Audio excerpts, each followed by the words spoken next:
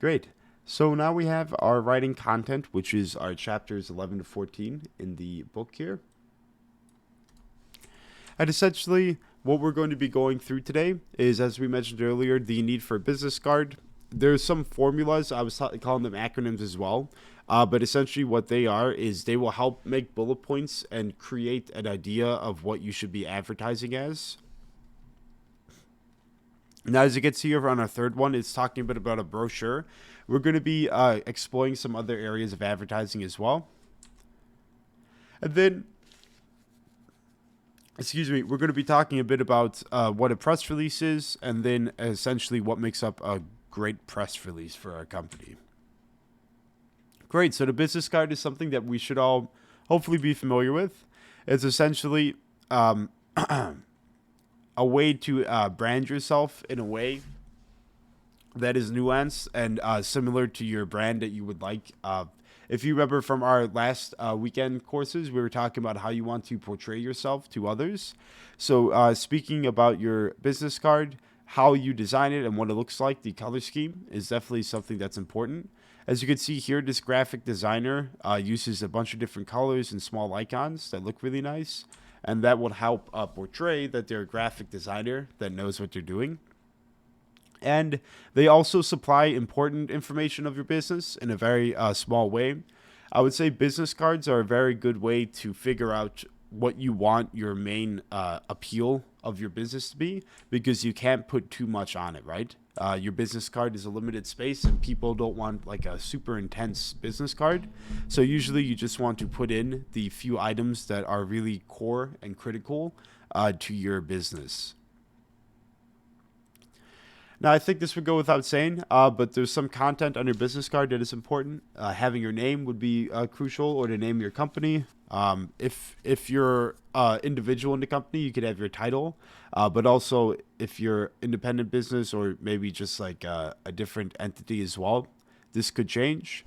Of course, you need your contact details. That's crucial, or else people won't be able to reach you. And then logos and taglines that we talked about last week as well. Now, here you might have some extra information on your business card too, such as social media connection. I think these are important with your Twitter handles or your Facebook links or anything like that as well. And while it's hard, you can't really click on it on your business card in order to open up on your app, or on your internet browser, but you can pretty much make it easy so that the user can type it in for them. Now, there is also an aspect here that you could put some more promotional info.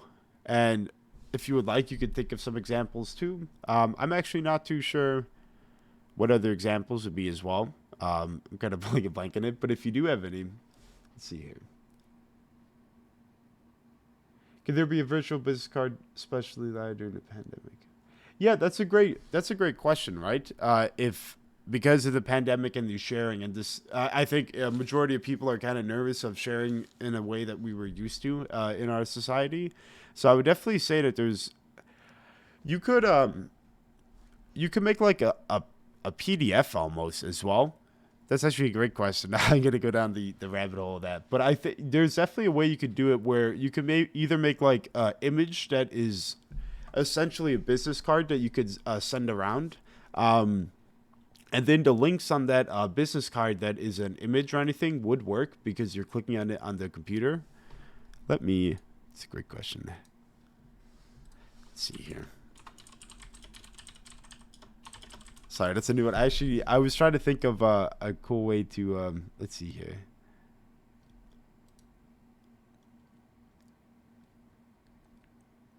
Cool. So it seems like, oh yeah. So there's definitely a cool. If you see here, this also. I mean, these guys are branding themselves too. But if you see here, there is an online digital business cards, and these people probably make them themselves, essentially. But you can see here, it just seems like a very portable, nuanced business card with the information that's the same as a regular business card that you could probably send around to people online. Let's see here. Yeah, and the thing about this though is that this is, of course, this is a company that is making these, but you could definitely make these yourself using Photoshop, using some different designs as well, and it's very helpful in order to send around the information that you have for your business and brand. But yes, virtual business cards are totally a real thing and very acceptable, especially during times of pandemic. The only thing is that yeah, I guess you could just send it in a message too to people though, or maybe like make a post on one of your sites or anything about your business card as well. But yeah, definitely something that is possible. Cool. And now there's a video here for your 6 golden rules for the business card design. I can go ahead and see here. If you want to sell online, I'll put this link in the chat for us. Again. And again, you can take a look at that as you please. But again, these golden rules and stuff like that are sometimes pretty straightforward. So I'm not too concerned about memorizing each of them for you guys. But I would say that just having solid, accessible information towards your audience is always useful for your business design and business cards. Let me go to the next one here. Great. And again, this is another tip, or excuse me, one of the first ones is that you need to maximize use of the space. This one I think is pretty self-explanatory, but again, you don't want to crowd the front and back of your business card, but you also don't want to have it very barren. So definitely make a business card that has a cool design that is able to be appealing on the eyes, and then is able to be shared quite rapidly. Quality matters. Check spelling all the time. I remember when I first tried designing cards, sure, some companies I spelled their name wrong. So make sure you always check the spelling, because you'll notice. Usually, what happens is when you get it in your hand, you'll notice everything that's wrong while it's on the screen that you're building it. You can't see it, so just double check. Get for checking, I would say have other people check it as well and read it. That's always really important because sometimes our brains are just wired to accept things even if they're not completely true. Cool. And again, who you're getting the business card from matters. Make sure they're reputable, that they have high quality, and that they won't scam you out of anything. And again, let's see here. Oh yeah, so there's a bunch of stuff that you could do as well. You can get creative with anything too. So sometimes creativity expands beyond the realm of a flash. So this one says you can get a flash drive. I haven't seen that before, but maybe you have content that customers are interested in the flash drive. You could also use pencils or pens with your, with your business name on them. On the side, maybe it'll be your incorporation with the name and contact information. There's a bunch of other things you could do as well. If you have if you're doing really well with your business and you're maybe like a beauty salon, you can maybe provide a mini sample of your products to people and stuff as well. So there's a lot you can do with this to get people interested and to show off the product that you have. And again, so the smart, clear, and appealing aspect, something that's minute, is usually what's taking over the market. People kind of are a bit more not as patient as they used to be. They don't want to read too much, and they want to have the information ready for them. So creating stuff that is just clear and smart looking is what is the route we want to go for our business cards here. Cool. So now this is what I was talking about earlier with the acronyms. So I'm going to be going through a few formulas here, and again, these formulas are specific for the quizzes and stuff as well, and they'll be helpful on your capstone projects and your presentations. But again, these PowerPoints are provided, and you always feel free to look back at these in case you forget one or you forget what the letter stands for. Cool, but before we dive into all the formulas, we want to speak about copywriting, which is essentially making your brand out there, right? So why do we need good copywriting? Well, first of all, it helps attract the attention of the customer and the consumer, which is super important. And then, after you have the attention of the customer, you're able to drive them to do something that you would like them to do, which at the end of the day is buying something and increasing your sales. Cool. So there is one version of a copywriting formula called ADA, and this is there's another one later that we'll speak about too. But essentially, ADA is talking to us about attention, interest, desire, and action. So again, what this breaks down to, and we'll go through each of these in depth, but essentially you want to capture the customer's attention. You want to make them interested in your product. You want to show them why the product is desirable to them. So usually in the interests, you would present a problem that the customer might have. The desire aspect would be the solution to that problem. And then the action would probably be using the product to fix that problem too. So I use this a bit in the participation example, but Gatorade is a good example, right? You have these colorful bottles that capture the attention. The problem is someone in the sport game or whatever game that they're playing might be underperforming or might be tired. You need to fix that tiredness or to make them perform better. So the action is that they drink the Gatorade and now they're doing better, right? So that's kind of a very my very butchered formula of ADA for Gatorade. But you can see, you can kind of figure out, okay, how am I going to brand myself and my business card using this formula? Here's another type of a formula, the 4Ps. And essentially, you're going to, the breakdown is promise, picture, proof, and push. So essentially, you want to, these kind of are similar to each other with a few differences sprinkled in. But again, you're going to try to get the customer's attention and ask and tell them what's in it for them. You're going to give them a picture or essentially give them an idea of how they're going to benefit from using your product. You're going to have proof of that it's valuable to them. And then again, push is your action. You're going to make the customer do something with the product.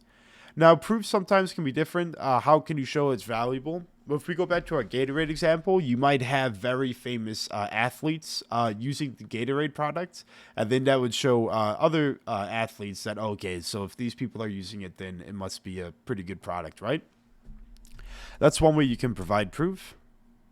Cool. Here's another type of and again, these for our participation, I'll tell us the one that we're focused on for the session for today.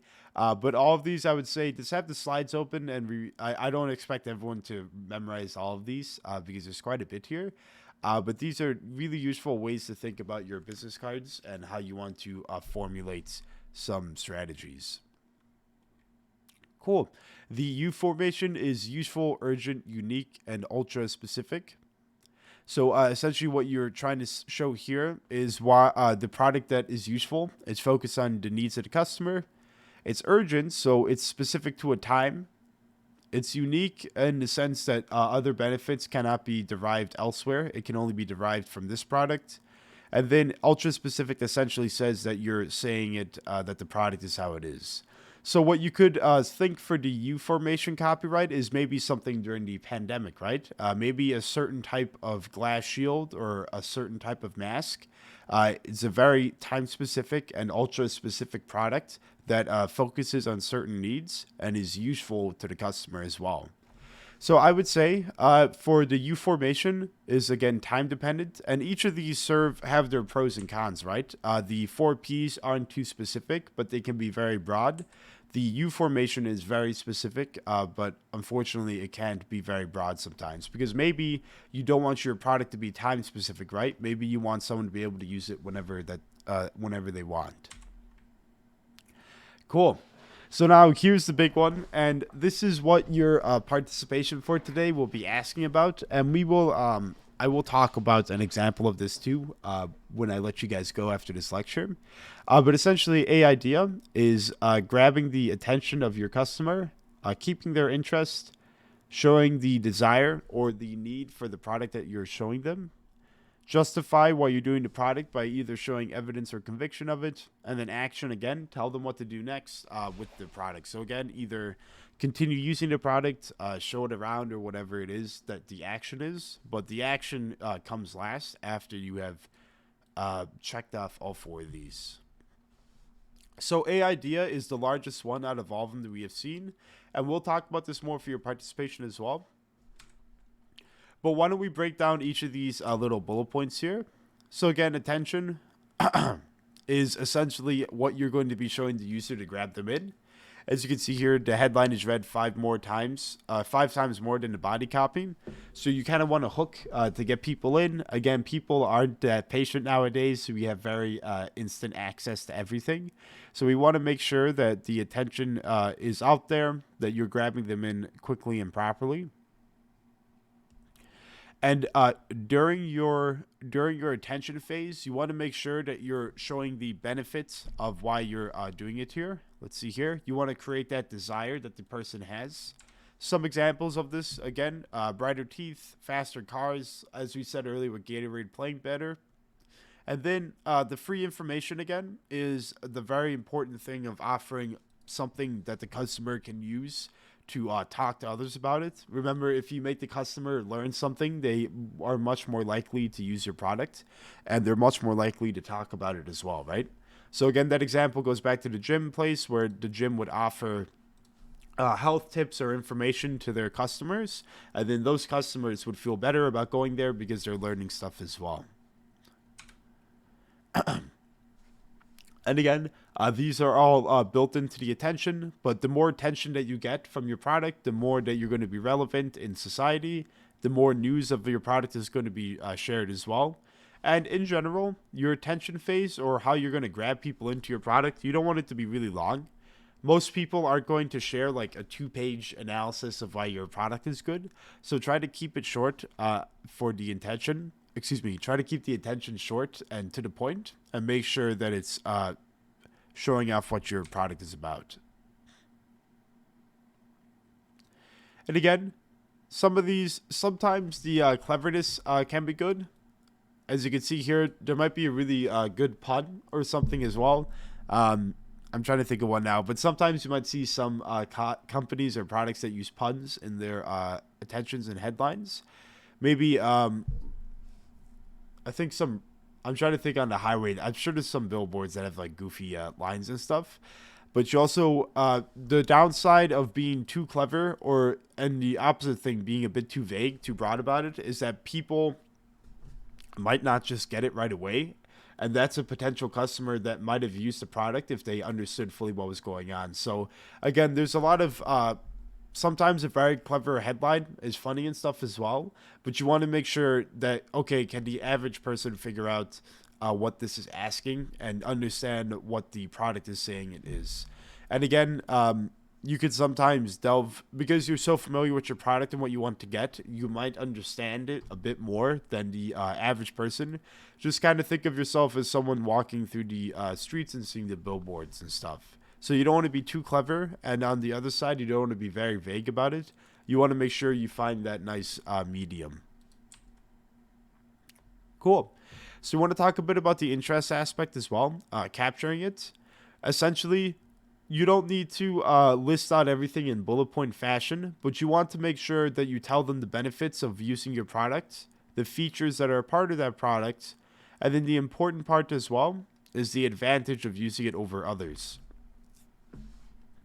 Now, how do you go about getting the customer to be interested in the benefits and features of your product?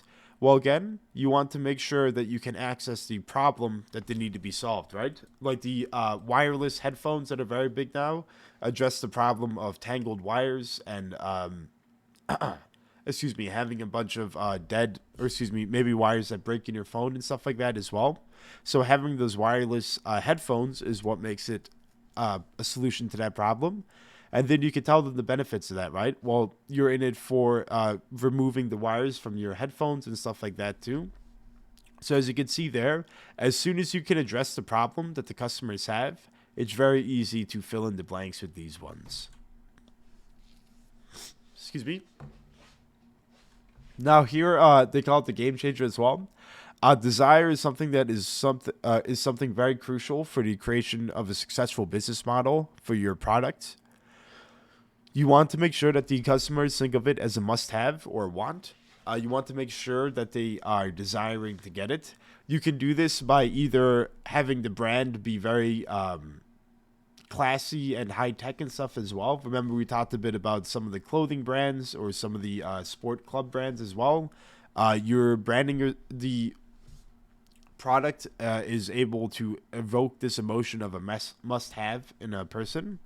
And the way that we can do that is by making it a bit exclusive. The only people that can get this product are the ones who have bought into it. And then that will also, here's another strategy too, is limiting the supply. So again, you want to make sure that it's kind of like a balancing act as well, because you want to make sure that during your attention phase, when you're trying to get people in, you still want to maintain that type of exclusivity, and you don't want to make sure that you're just giving everything away to people too.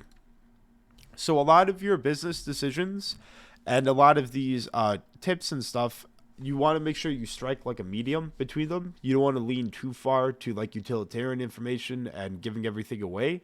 And you also don't want to lean too far to just no one can have this, right? That only you can look at it, because you want to make sure that you can make sales. Cool. Cool. Excuse me. So again, there's different ways to get desire and stuff as well. Too good to miss. Oh, sorry. Great. Too good to miss is one that can create desire for someone to get a product.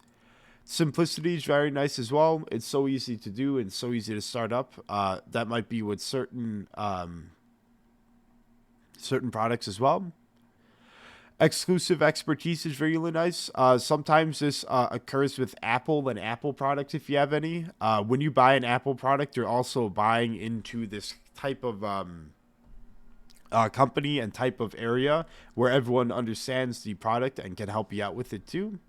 And again, you can always mention others who are benefiting from your product, or spark that desire of competition in someone too. Great.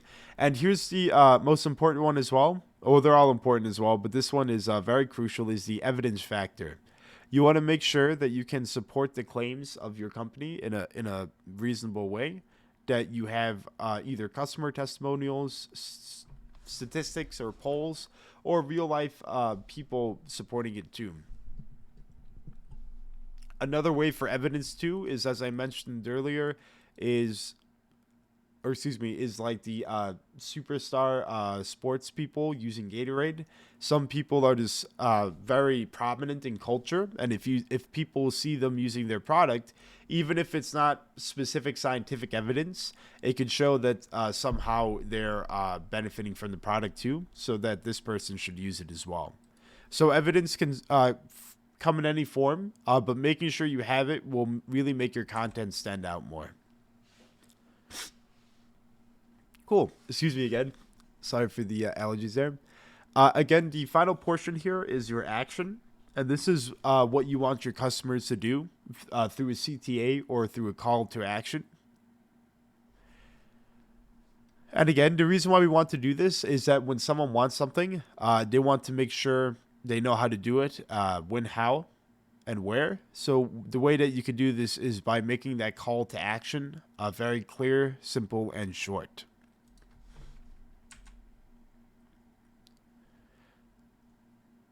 Cool. Now, you might be thinking, we talked a bit about the actions and stuff as well for a while, and you might be thinking, okay, well, what is the call to action that I want the customer to do? This isn't necessarily making the customer go out and talk about all of your, all of your evidence. Sorry, this isn't making the customer go out and speak about your brand to other people.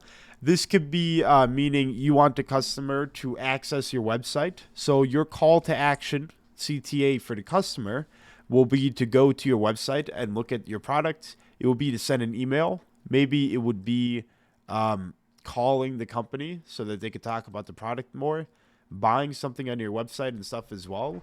The call to action essentially means that it is now up to the customer to do something. You want the customer to do something so that they can benefit from the product you're selling. Cool.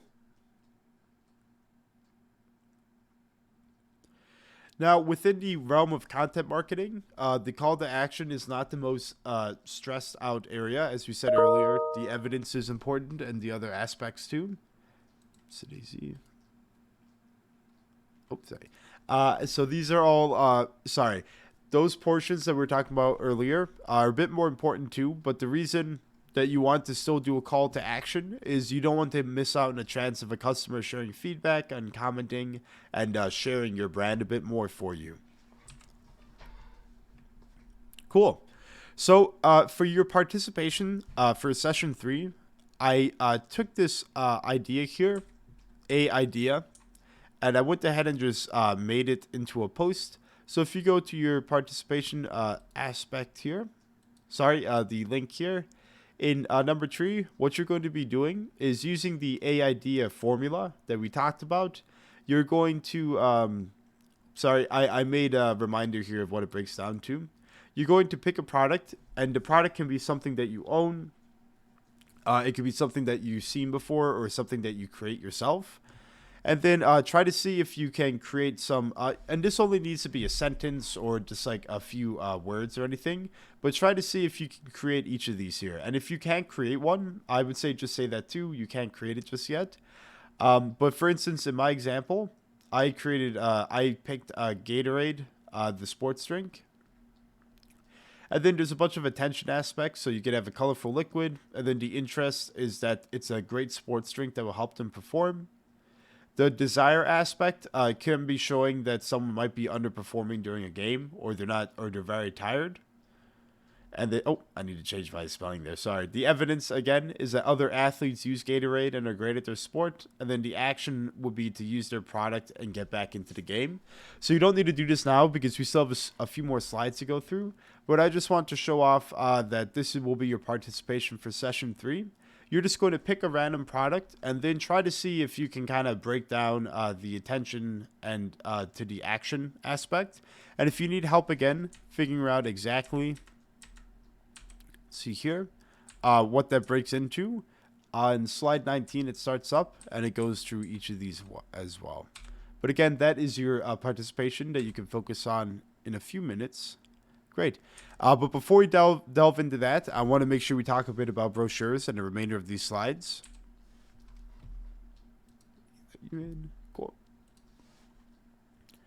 Cool. So a brochure is another way that to reach individuals besides, besides a business card. The brochure is locked and static though. Let's see here. And it's highly disposable. And another aspect of it is that the look and feel creates a response from the recipient. So if you make a brochure that is heavily loaded with information, that's going to evoke a response of someone reading too much information. If you make a brochure that's very small and limited, that could evoke a separate type of response. So there's in today's society as well, with the pandemic not being out there too, sometimes these aren't the best options, but I would say brochures are still a very positive way to advertise your company. A brochure doesn't need to be about everything your company does. It could be about some of your top selling products. It could be about information about some of the products that you have. If you have a specific product, such as maybe like an Apple Watch or anything, you can make a brochure about the Apple Watch for instruction manual for resetting time or anything as well. But the only downside is that a brochure, because of its innate properties, it can't do everything at once, right? So a brochure is a very hyper-specific way to talk a bit about some products of your company, but it won't be able to cover all of your bases. Cool. Now, as we can see here, as Solomon also asked a bit about the virtual business cards, do we need brochures during the current modern age? And I would say that just because something is usually physical doesn't mean that it doesn't need to be online either. You can make the brochure a PDF and send it around. You could have it downloadable from your website online. You can do a lot of things with it as well besides having it be physical. And some people, depending on the age group that you're trying to target, remember, like the certain customers that you want to go towards, sometimes the physical aspects have an advantage. So say that you're trying to sell a product that is trying to reduce the screen time of someone, you might want to use a physical brochure because it will be kind of ironic to see those ads on an actual website, right? That doesn't mean you shouldn't advertise online as well. But having brochures and stuff can relate to your company's mission and core values.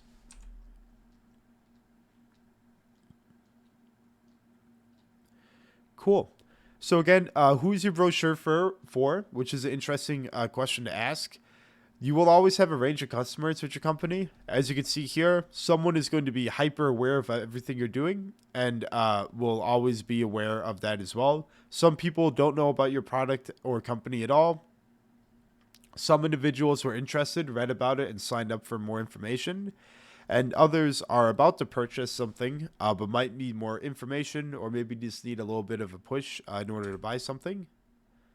So the way that you can approach this with all the different customers, instead of trying to restrict some, you can go ahead and make multiple brochures. There's no limit or necessary content for it either. And I would say this is always a good stage to go. You can do one brochure that is specific to new prospects who have no idea what your company is and what you do. One for people who sign up for more information, and another for a regular customer who enjoys your products and company. Cool. Now, here's an interesting idea is our press releases and how to write a headline. Now, a press release is a way to attract attention by telling your business story to journalists in the hopes that they will tell your story to their readers. And essentially, this is a way to, this is not paid advertising, as this is a way to have journalists or other people release your brand to the public. So journalists are usually, sorry, everybody.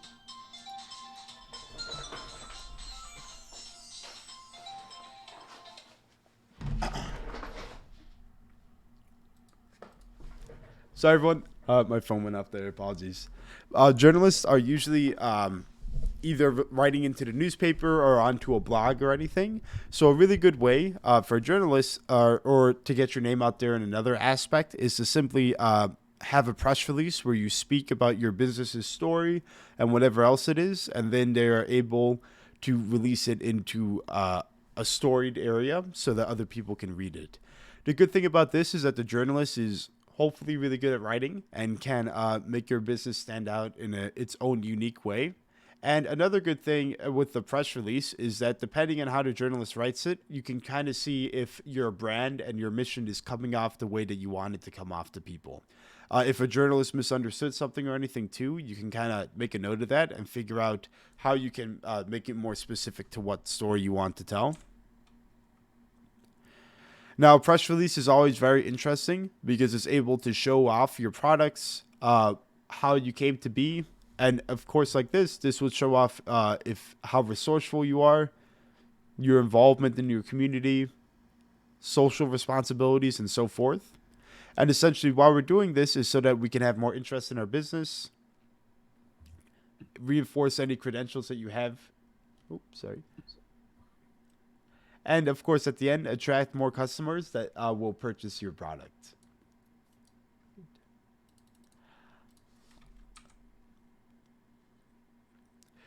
Now, press release is not going to be easy, so there's a lot of benefits to it. But because there's a lot of benefits that are free advertising, where it's not paid advertising, you're going to be competing against quite a few people to get it working as well.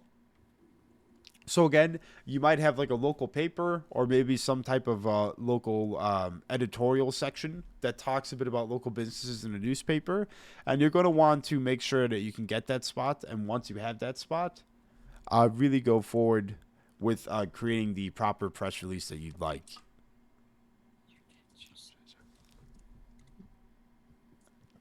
Cool. So, let's see here. Great. So for your well-crafted press release, you want to make sure that the most important portion, again, is your headline. Again, people won't read too much or will lose interest very quickly, especially in our digital age. So whichever headline you pick, you're going to want to make sure it's a very solid one that gives a super clear idea about what you are and what you want. The pivotal ideas here are the who, what, where, when, and how. You want to make sure that you provide each of these to the reader. If you ever have your consumer, reader, or customer are a bit confused, they're very less likely to buy your product. So make sure that you just give out all the information about your product as well. Subsequent paragraphs should expand on that first paragraph or your headline as well. It can contain quotes, essentially, if there's some reviews or some aspects that you want to show off about your product. And another essential thing here as well is your accuracy. Make sure that you don't have anything that could make it seem like you don't know what you're talking about or deplatform you or anything. Do your research properly. It's sometimes a hassle, but make sure that you spend time and effort if you're doing for a press release, as it could really boost your business's reach. Don't try to do cliches, industry jargon as well. And then don't try, well, the waffle's a funny one, but essentially don't ramble on and don't make it super short either. You are doing a press release where you're talking about yourself and your information. So if someone finds it, they're going to read the thing because they're already reading that paper. So you do have their attention in that regard, but don't squander it by either going too cliche or by going on for too long. And again, this is all dependent on the type of release that you want to create, but you can include pictures if you'd want, and then make sure that all contact details, such as your email, phone number, and stuff like that as well, is there so that the editor can help project your organization to a further audience. Cool. Now, so these checklists as well. Oh, sorry. Again, make sure that your website is on there if you have one. Make sure all your relevant information is there. And, of course, you would want to develop not a great, or it doesn't need to be an intense relationship or anything, but you want to develop a solid relationship with the journalist or the publication as well, so that they understand that you're serious about their business, that you're serious about writing in their paper, and that you want your name to get out there. Great.